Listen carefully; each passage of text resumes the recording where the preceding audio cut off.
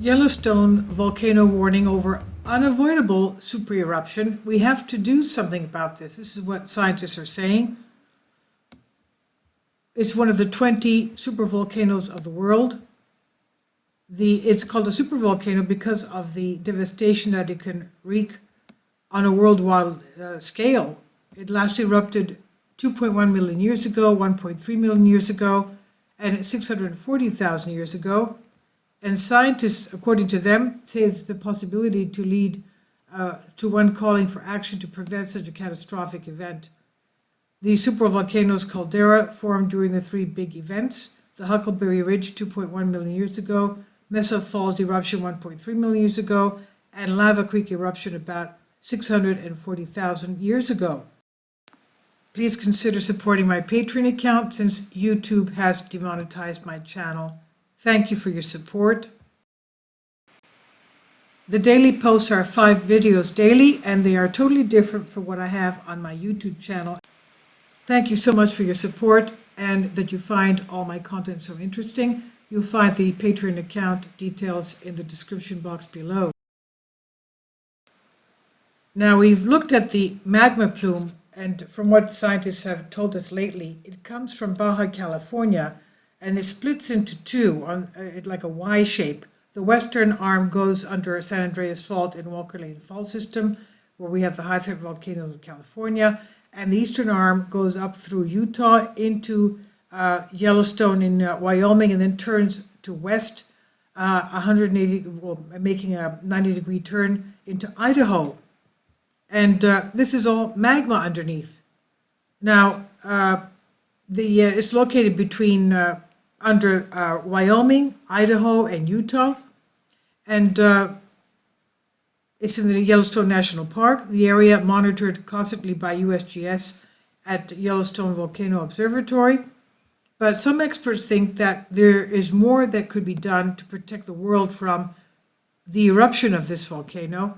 Rosalie Lopes, volcanologist and manager of Planetary Science Section of NASA's Jet Propulsion Laboratory, says the Yellowstone volcano has the potential to wreak havoc. Really, really big havoc. The Yellowstone Park geologist Jefferson Hungerford said that currently we as humans do not have the capacity to stop a big volcano from erupting. Of course we don't. There's nothing we could do about this. He said, how would we stop an eruption? The underlying premise here is to take the energy out of the system, that energy being heat, and we cannot do that right now. Now, researchers previously came up with bombshell idea to save the world from a Yellowstone supereruption. The idea was the theory could cost about $3.5 billion, proposing to drill into the hydrothermal system and attempt to cool the magma. Now, we do have geothermal plants in one of the nearby supervolcanoes of California. The Long Valley Caldera has a geothermal plant there. We have a lot of geothermal plants in California, in the supervolcanoes. The other one is in Ridgecrest, in the Coastal Volcanic Field. Another was at Salts and Buttes, which is a volcanic field that has a geothermal plant as well. And of course, the geyser is the biggest geothermal system in the world. And now, this hydrothermal system, or cooling the magma at Yellowstone, has received a lot of criticism. And of course, the scientist in charge of Yellowstone, Mike Pullen, said as long as he's there, no one's going to touch Yellowstone with such an idea. He said it's fun to think about, but science is not there, and the idea is fraught with other problems. For example, what happens if you by mistake rupture the roof of the magma chamber? We know that the magma chamber is very shallow in Yellowstone. I mean, if you go and visit the area, it's only 3 miles below your feet. Now, Dr. Poland and Dr. Hungerford agree that if Yellowstone were to erupt, it would be as a lava eruption flow rather than an explosion, just like it did 70,000 years ago when it had the last lava flow. They said that the best solution was to monitor Yellowstone's activity closely. Hungerford said, we observe Yellowstone by looking at the swelling in the volcano, the seismicity, the gas emissions, and changes in heat from the system. We know that a staggering statistic that I remember in my mind, Yellowstone emits 40,000 tons of carbon dioxide every single day. 40,000 tons come out of Yellowstone every single day of carbon dioxide. Now here, none of the signals come, that's regular activity, of course.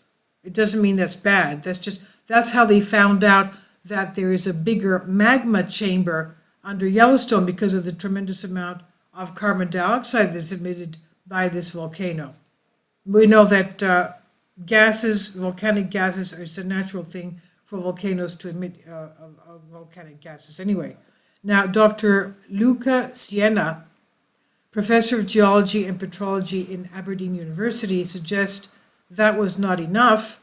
He said we have to do much more than what we're doing now to try and prevent a supervolcanic eruption. Well, right now we're not doing anything really, we're just observing them. He says these volcanoes are going to do something one day. This could be in 100 years, in 1,000 years, or even 10,000 years. We expect still to be on Earth in 10,000 years, and if we don't do something to decrease the stress of this volcano in Yellowstone, we won't be able to survive on the surface of our Earth. It would be an extinction level event, that's what he's trying to say. See, it's not a problem that we may experience tomorrow in 1 year or 100, but it's surely a problem that if we don't tackle it now, it could be too late. He said we should obtain the best possible image of the upper structure of the volcano. Once we know what is in there, then we can go forward, he says. Now, if conditions at Yellowstone begin to change, it would be the job of Michael Pollan, Dr. Pollan, to initiate the hazard response plan from his observatory, which is in Vancouver, Canada, he says. He revealed in an interview with Wired that if there are alarming changes, it would probably start with a few emails to other Yellowstone Volcano Observatory workers to make sure that the changes were not an instrumental or a seasonal artifact or something like that, like they're not glitches, in other words. He says, then we discuss what the activity might mean, whether what is occurring is outside of historical norms, and what the outcome might be. If things did accelerate to levels of activity that were really unprecedented and characteristic of what we would expect to see prior to an eruption, we would adjust the alert levels for the volcano. Changing the alert levels is not done lightly. Now, Dr. Pollan said back in 2017, Yellowstone alert levels have never been changed from the lowest levels because we've never seen anything that was really indicative of a likely eruption. Now, we know that Yellowstone is one of the 20 supervolcanoes of the Earth. I think there's more than, I think I've already counted 23 or 24, but anyway, it also has 60% of the world's geysers and over 10,000 hydrothermal areas. This is by Callum Hoare on Express UK. Please leave your comments. Thank you.